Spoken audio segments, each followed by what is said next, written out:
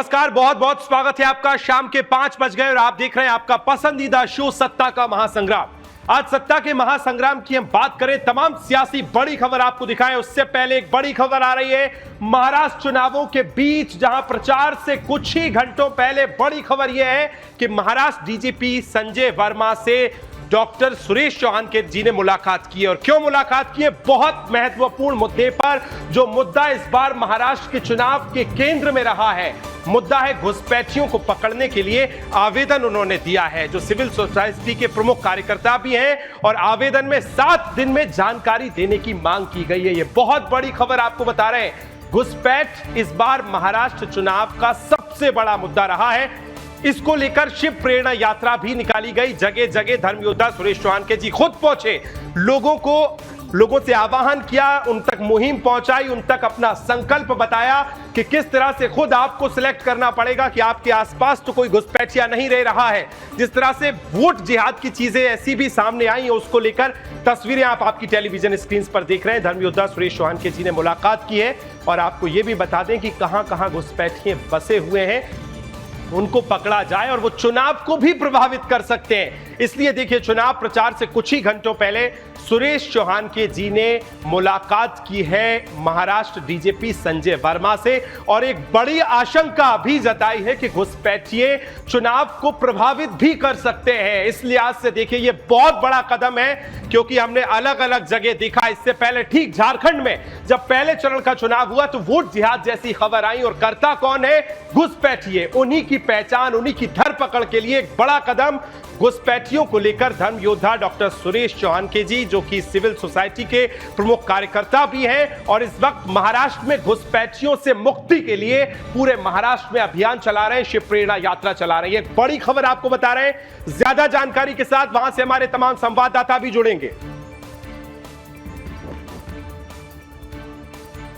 चलिए संवाददाताओं के पास चलेंगे, लेकिन उससे पहले यह बड़ी खबर आपको बता रहे हैं, जहां महाराष्ट्र में घुसपैठियों पर अब प्रहार होगा और किसी तरह से कोई चूक नहीं होगी, क्योंकि घुसपैठिए वही घुसपैठिए हैं जो चुनाव को प्रभावित कर सकते हैं। लोकतंत्र का सबसे बड़ा पर्व जो है 20 तारीख को होने वाला, यानी महाराष्ट्र में चुनाव होने वाले हैं। 5 शाम के बजे हैं, जहां प्रचार रुका है। तो लोकतंत्र के सबसे बड़े त्योहार को कोई घुसपैठिया कहीं प्रभावित ना कर दे, कोई घुसपैठिया कहीं इस तरह की चीजों में ना संलिप्त मिल जाए कि लोकतंत्र के महापर्व पर उस चीज का असर पड़े। इसी को लेकर आज धर्म योद्धा सुरेश चौहान के जी ने ये बड़ी मुलाकात की है। महाराष्ट्र के डीजीपी से मुलाकात हुई, आवेदन दिया और कहा कि आप इस बात को देखें, कहीं घुसपैठिए तो नहीं है, कितने घुसपैठिए, कहां किस तरह से वो काम कर रहे हैं, क्योंकि घुसपैठिए चुनाव को प्रभावित कर सकते हैं। ये बहुत बड़ी खबर आपको बता रहे हैं।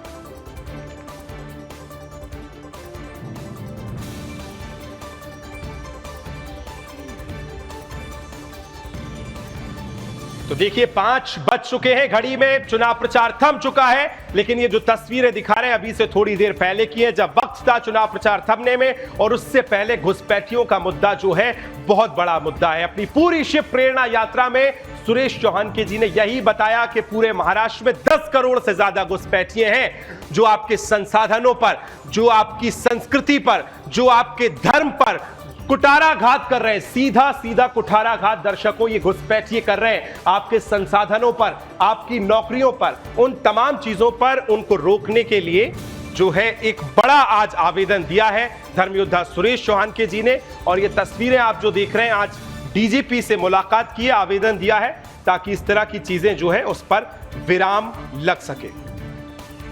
और मांगे क्या है? देखिए, मांगे सबसे बड़ी यही कि राज्य की शांति, जिस तरह से हम आपको बता रहे हैं कि महाराष्ट्र में शांति जो है वो बनी रहे। महाराष्ट्र शांति का वैसे भी टापू रहा है, लेकिन जो घुसपैठिए वहां पहुंचे हैं वो इन तरह की चीजों को अमली जामा ना पहना पाए। सीधा खबर को विस्तार देंगी, वहां से मेरी सहयोगी मनीषा मेरे साथ जुड़ गई है। मनीषा, बताइए, धर्म योद्धा सुरेश चौहान के जी ने डीजीपी से मुलाकात की है, आवेदन दिया है, क्या कुछ इस आवेदन में है, क्या कुछ मांगे की गई और डीजीपी की तरफ से क्या आवेदन के बाद प्रतिक्रिया आई है? मनीषा, बताइए, ओवर टू यू। जी बिल्कुल विकास जी, मेरी आवाज आ रही है? जी बाबुलंद बोलिए। जी बोलिए मनीषा, बोलिए। जी बिल्कुल विकास जी, आपको बता दें कि जो डॉक्टर सुरेश चौहान के हैं वो पिछले कई महीनों से जो है घुसपैठियों को लेकर जो है शिव प्रेरणा यात्रा निकाल रहे हैं। इसके साथ ही जो है आज उन्होंने महाराष्ट्र डीजीपी संजय वर्मा जी को एक ज्ञापन दिया है कि घुसपैठियों द्वारा जो है वोट जिहाद जो है पूरी तरह से रोका जाए और इसे जो घुसपैठियों को जो है वोट न करने दिया जाए, इसे लेकर जो है कार्रवाई तुरंत जो है शुरू की जाए। घुसपैठियों को जो है वोट, जहाँ पर वोट सेंटर्स होते हैं वहाँ पर ना अलाउ किया जाए। इसके साथ ही जो वोट जिहाद को है पूरी तरह से रोकने के लिए जो है लगातार जो है डॉक्टर सुरेश चौहान के द्वारा कदम उठाए जा रहे हैं। शिव प्रेरणा द्वारा या फिर और अलग अलग तरीकों से जो है ये बातें जो है जनता तक पहुंचाई जा रही है। जो घुसपैठिए हैं वो कितने जो खतरनाक है देश के लिए और देश की सुरक्षा के लिए, इसके साथ ही राज्य की सुरक्षा को मद्देनजर रखते हुए जो आने वाले चुनाव को लेकर है जो है ये डीजीपी को जो है आज पत्र दिया गया है। इसके साथ ही जो है डीजीपी ने आश्वासन भी दिया है कि जो जल्द से जल्द इस पर कार्रवाई की जाएगी।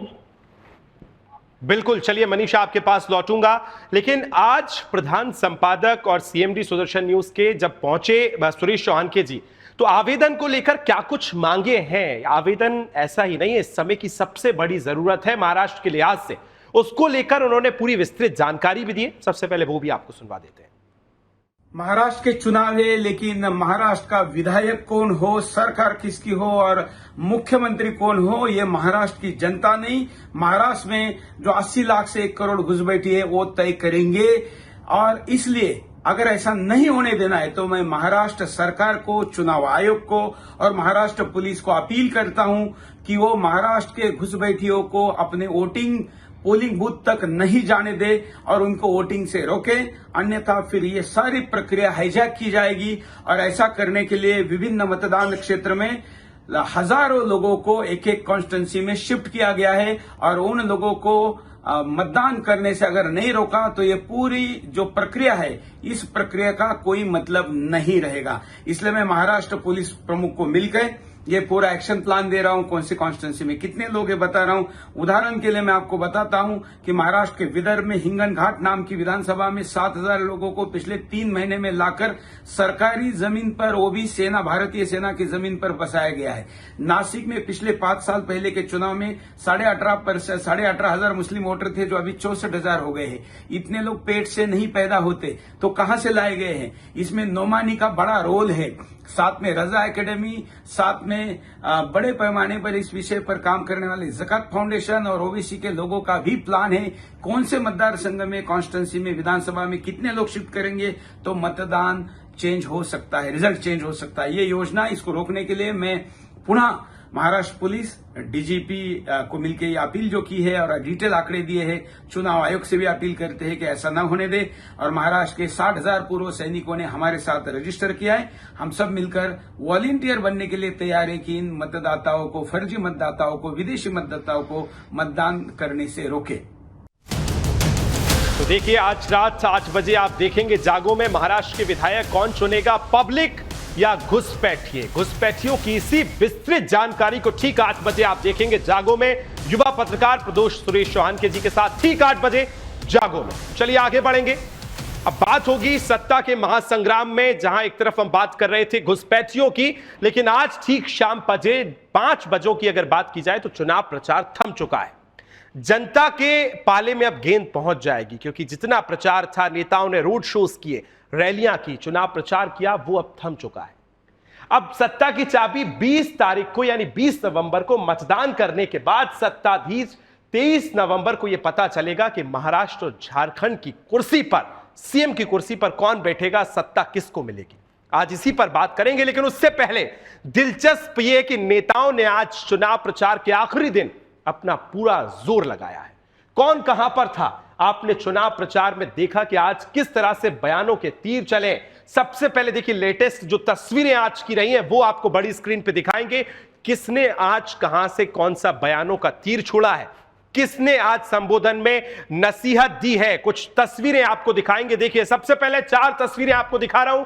देवेंद्र फडणवीस आज लोगों के बीच पहुंचे, बैक टू बैक कई सारी रैलियां की हैं उन्होंने अपने संबोधन में। बटेंगे तो कटेंगे सेंट्रल नारा बनता यह नजर आया है पूरी महायुति की तरफ से। पहली तस्वीर आपने देखी, दूसरी तस्वीर आप देखेंगे, बड़ी संख्या में बीजेपी की आज रैलियां हुई हैं, बड़ी संख्या में कार्यकर्ता पहुंचे। नितिन गडकरी साहब मंच से आपको नजर आ रहे होंगे जो कि संबोधित कर रहे हैं। तीसरी तस्वीर में आगे बढ़ेंगे, जेपी नड्डा साहब खुद देखिए, राष्ट्रीय अध्यक्ष मोर्चा संभाले हैं महाराष्ट्र का, क्योंकि एक तरफ प्रधानमंत्री ने रैलियां की, प्रधानमंत्री का विदेश दौरा है, तो खुद राष्ट्रीय अध्यक्ष उतरे। और चौथी तस्वीर राहुल गांधी की आपको दिखा रहा हूं। ये तस्वीर दर्शकों दिलचस्प है। एक तरफ पूरा भारतीय जनता पार्टी महायुति जहां बात कर रही है बटेंगे तो कटेंगे, एक है तो सेफ है को लेकर राहुल गांधी ने आज एक पोस्टर भी जारी किया है। लेकिन इसके बाद कुछ बयान सामने आए, वो बयान सबसे पहले आपको सुनवाता हूं कि आज आखिरी दिन किसने बयानों के तीर छोड़े, उसके बाद आगे चलेंगे तो पूरा एनालिसिस आप तक पहुंचाएंगे।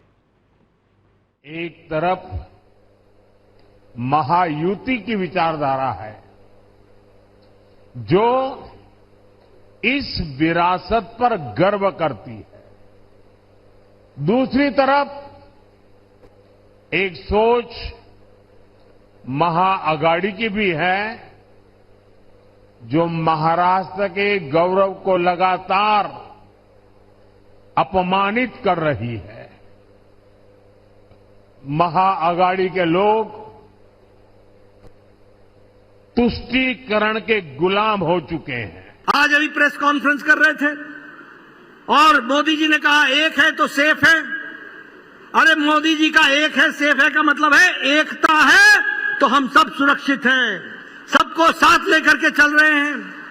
लेकिन तुम जब बोलते हो एक है तो सेफ है, तो तुम्हारे प्रेस कॉन्फ्रेंस में अगाड़ी के साथी भी नहीं होते, तुम एक ही होते हो और एक होते हो तो ही सेफ होते हो। इस बात को समझ लेना चाहिए। महाविकास आघाड़ी सत्ता में आने वाली है और जो महायुति आघाड़ी जो है वो जाने वाली है। हमने बहुत से एरियाज में महाराष्ट्र में भी घूमा, विदर्भ खास करके मराठवाड़ा, विदर्भ, वेस्टर्न महाराष्ट्र, बॉम्बे, ये सब एरिया में मैं कहाँ भी गया हूँ, वहाँ का अच्छा रिस्पांस है लोगों का। और 2-2 घंटे 3-3 घंटे बैठकर सुनने के लिए भी तैयार है। एक है तो सेफ है, ये नरेंद्र मोदी जी की महाराष्ट्र सरकार की स्ट्रेटेजी है। हम आपको ये दिखाना चाह रहे हैं। ये देखिए, एक है तो सेफ है, स्ट्रेटेजी का लक्ष्य देखिए, एक है तो सेफ है। धारावी का मैप है, ये भी दिखा दीजिए, दूसरा पोस्टर दीजिए। ये 1 लाख करोड़ रुपए का धंधा चल रहा है। ये आप देखिए, हमारे प्रधानमंत्री जी और अदानी जी एक साथ खड़े हैं, एक हैं तो सेफ हैं, और ये लक्ष्य है।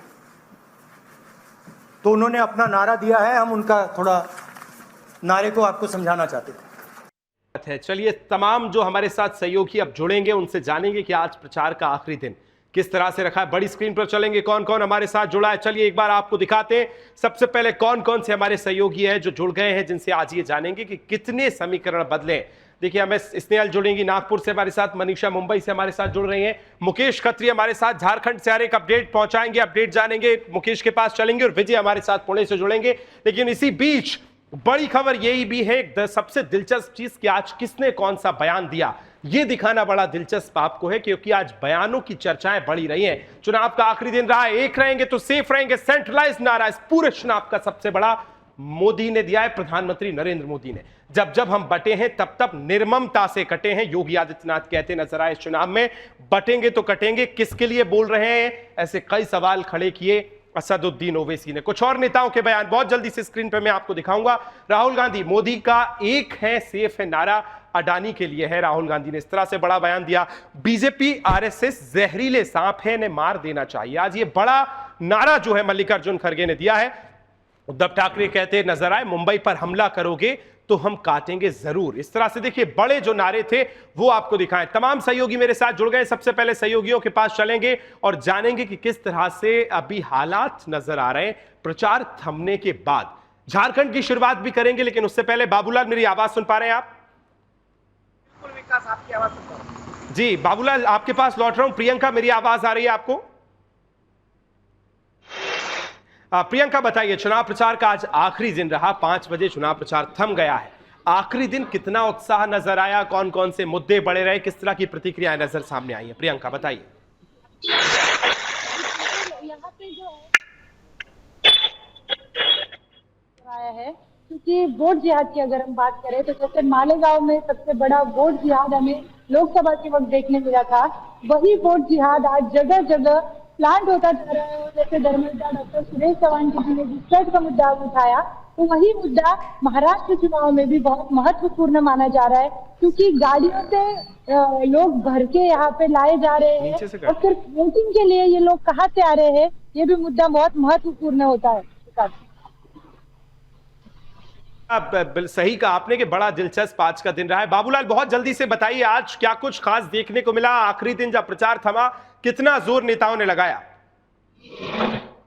महाराष्ट्र विधानसभा चुनाव का आखिरी दिन था और आज सुबह 8 बजे से ही रैलियां बड़ी बड़ी प्रत्याशियों की दिखाई दिए। कई नारे लग रहे थे, बटेंगे बटेंगे और वोट जिहाद जैसे नारे भी सुनाई दिए, लेकिन कई जगहों पर आमने सामने प्रत्याशियों के प्रचार के लिए आपस में भिड़ंत भी हुई है, ऐसी जानकारी भी निकल कर आई। लेकिन चुनाव प्रचार बिल्कुल अब थम चुका है। जैसे ही घड़ी में 5 बजे चुनाव प्रचार जरूर थम चुका है, लेकिन जो चुनाव प्रचार में नहीं हुआ वो अब देखने को मिलेगा। चुनाव प्रचार के बाद भी हम देख सकते हैं कि किस तरह से अन्य थानों में जो है प्रचार वो लगातार जारी रहेगा, इस पर नजर रहेगी, क्योंकि कल का दिन शेष बचा हुआ है और 20 नवंबर को जनता जनार्दन फैसला करेगी कि महाराष्ट्र में किसकी सरकार बनेगी और कौन बनेगा मुख्यमंत्री। यहाँ तक कि दावा किया जा रहा है महायुति की तरफ से, क्योंकि अब गेंद जो है वो जनता के पाले में जा चुकी है। मुकेश मेरे साथ जुड़ गए झारखंड से। झारखंड में भी आज बड़ा दिलचस्प दिन रहा है, वहां भी आज चुनाव प्रचार दूसरे चरण का थम चुका है। मुकेश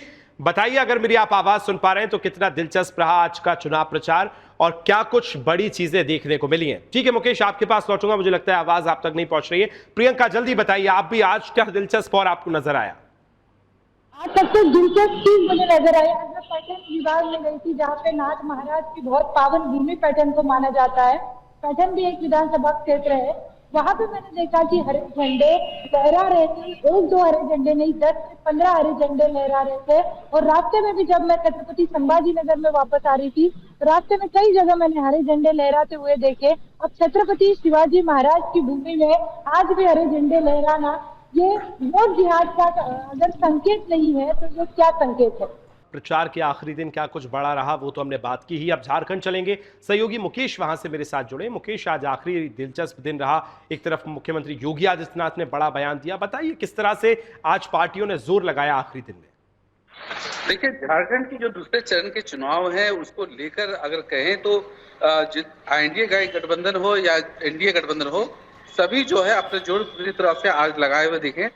खासकर आप बात करें योगी जी की, तो योगी जी भी जब यहाँ पहुंचे थे, वो भी आज जो है एक बार फिर झारखंड के युवाओं को लेकर और जो सनातनी लोग हैं उन्हें साधने की भरपूर कोशिश की। वहीं राहुल गांधी भी आज रांची में मुंबई से यहाँ प्रेस कॉन्फ्रेंस करने के लिए पहुंचे और इस दौरान उन्होंने झारखंड में एक बार फिर जो केंद्र सरकार पर जमकर निशाना साधा और यहाँ की जो हेमंत सोरेन सरकार है उस पर अपना विश्वास जताते हुए कहा कि सरकार जो है वो जनता की चुनी हुई सरकार एक बार फिर बनेगी। तो कहें तो राजनीतिक बयानबाजी में कटोगे तो बटोगे और एक रहोगे तो सेफ रहोगे, ये तो नारा चला ही है। वहीं कांग्रेस की ओर से जो आज जो मल्लिकार्जुन खड़गे का जो बयान आया था कि बीजेपी जो है वो एक जहरीली सांप है आरएसएस के साथ, तो उन्हें जहां देखो वहां कुचल दो। इस मामले पे भी जब राहुल गांधी से सवाल किया गया तो हालांकि वो कुछ बोले नहीं, लेकिन कांग्रेस की नजर में ये बात तो साफ है कि वो चाहती है कि झारखंड में जो जेएमएम है उसकी सरकार बने। लेकिन यहाँ पर बीजेपी ने जो एक अलग सा मूवमेंट बना रखा है, जिस तरह से बाहरी नेता जो केंद्रीय मंत्री हैं, कई मुख्यमंत्री हैं, उनके लगातार दौरे हो रहे हैं और कई तरह के जो घुसपैठिए जैसे मुद्दे जो बीजेपी ने उठाया है, 1 रुपए में महिलाओं को रजिस्ट्री देने की बात करी है, तो ये सब मुद्दे जो है ये बिल्कुल दिलचस्प रोजगार रहे हैं। और मुकेश, आज चुनाव प्रचार हालांकि आखिरी चरण है झारखंड में, दूसरे चरण का थम गया है। आप सभी का बहुत बहुत धन्यवाद, बाबूलाल, प्रियंका, मेरे साथ जुड़ने के लिए। अब गेंद जो है वो जा चुकी है जनता यानी आपके पाले में। चुनाव प्रचार थम गया है, 20 तारीख को मतदान होना है। सभी बढ़ चढ़कर मतदान जो है करें और लोकतंत्र के इस महापर्व को और भी ज्यादा सफल बनाएं। सत्ता के महासंग्राम में आज फिलहाल के लिए इतना ही। कल फिर हाजिर होंगे इसी वक्त। तब तक के लिए मुझे और मेरी पूरी टीम को दीजिए इजाजत। नमस्कार।